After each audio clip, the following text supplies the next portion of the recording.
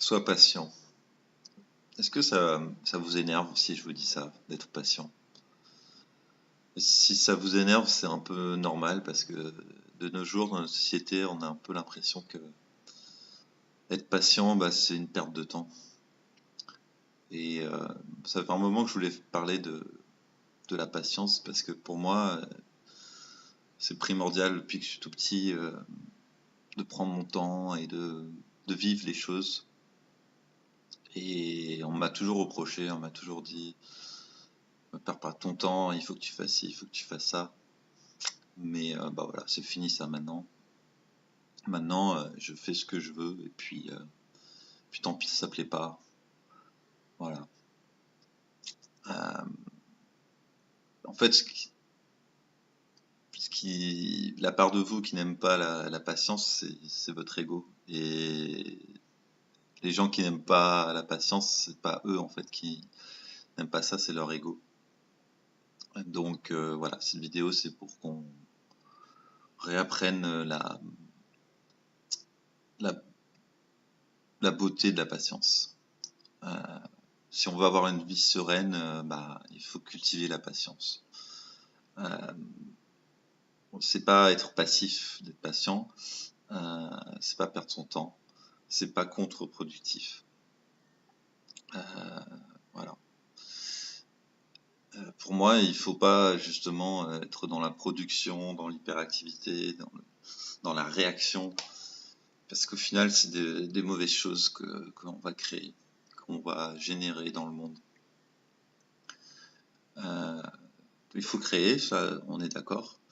Mais il faut créer de manière heureuse. Et pour créer quelque chose d'heureux, bah, il faut prendre le temps. Il faut mûrir la chose. Et puis il faut être dans l'amour de l'autre. Et il faut toujours se dire qu'est-ce que je peux faire pour l'aider.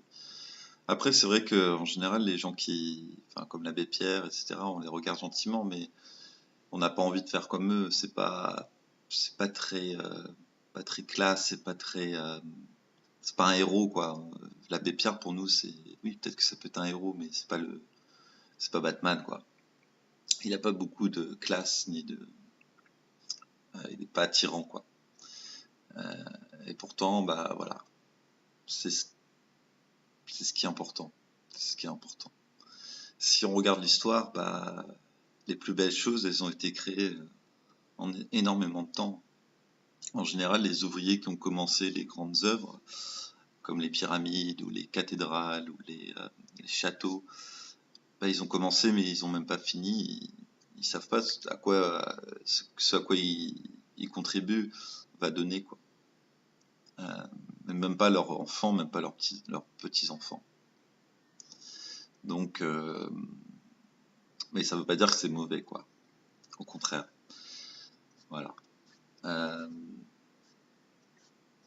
Parce que, comme je disais, les réactions impulsives, les réactions qui sont pas réfléchies, euh, les choses impatientes, bah, elles ont mené à de la souffrance, elles ont mené à des guerres, euh, à la destruction. Alors, vous le savez très bien, c'est très facile de détruire, quoi.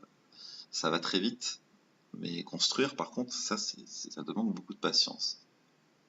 Euh, voilà.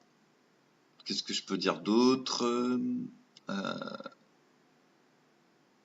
Bah, j'ai envie de citer Jean de La Fontaine. Rien ne sert de courir, il faut partir à point. Et quand on se dit ça, bah, ça résonne en nous, en fait. On se rend compte que oui, ça ne sert à rien de réagir ou de courir à fond pour aller à un endroit si c'est pas le bon moment. Donc voilà, des fois, faut avoir confiance, même si on a l'impression qu'on n'avance pas et que c'est justement quand on fait quelque chose et quand il n'y a pas de résultat visible, et ben c'est là où il faut pas abandonner, c'est là où il faut continuer. Un avion, si il prend du temps à décoller, et ben à un moment, s'il s'arrête, s'il dit ah bah au fait je vais pas décoller, il décollera jamais. Voilà. Bon. Euh, Après, quels sont les avantages de la patience? Eh ben, ça permet d'avoir la connaissance, ça permet d'apprendre une nouvelle langue, lire un livre, ça permet de se connaître, ça permet de faire de grandes œuvres artistiques, euh, ça va générer de l'observation, ça va nous permettre d'être plus persévérants, d'avoir une attention qui est soutenue, d'être vraiment présent à ce que vous faites et pas être obnubilé par tout ce qui vous arrive et tout ce à quoi il faut réagir. Voilà, c'était un peu ça le message. Ne réagissez pas. Observez. Ça, c'est bien. Et puis, bah, c'est aussi un antidote à la peur de l'échec, la patience. Donc, ce que vous pouvez faire, par exemple, c'est de ne plus porter de montre ou de plus porter de montre pendant le week-end, de ne pas avoir votre portable tout le temps près de vous, consacrer à l'art, comme je le dis toujours. Essayez de faire une tâche longue, mais sur une semaine. C'est-à-dire, dites-vous, cette semaine, bah, je vais lire un livre en entier. Voilà. Je vais tout mon temps libre, je vais l'utiliser à ça. Voilà, c'est à peu près ça, à peu près tout. Voilà. Et pour finir, je dirais, je vais citer Lao Tse-tu, qui parle de la nature, qui est un très bon exemple de patience. Donc Lao Tse-tu, il dit la nature se presse pas, et pourtant tout est accompli. Voilà, c'était Fred. Je vais essayer d'être un peu plus dynamique pour que ce soit plus visible et plus intéressant. Mais c'est vrai que je suis pas quelqu'un qui fait attention, enfin qui veut être connu ou être une star de YouTube ou quoi que ce soit.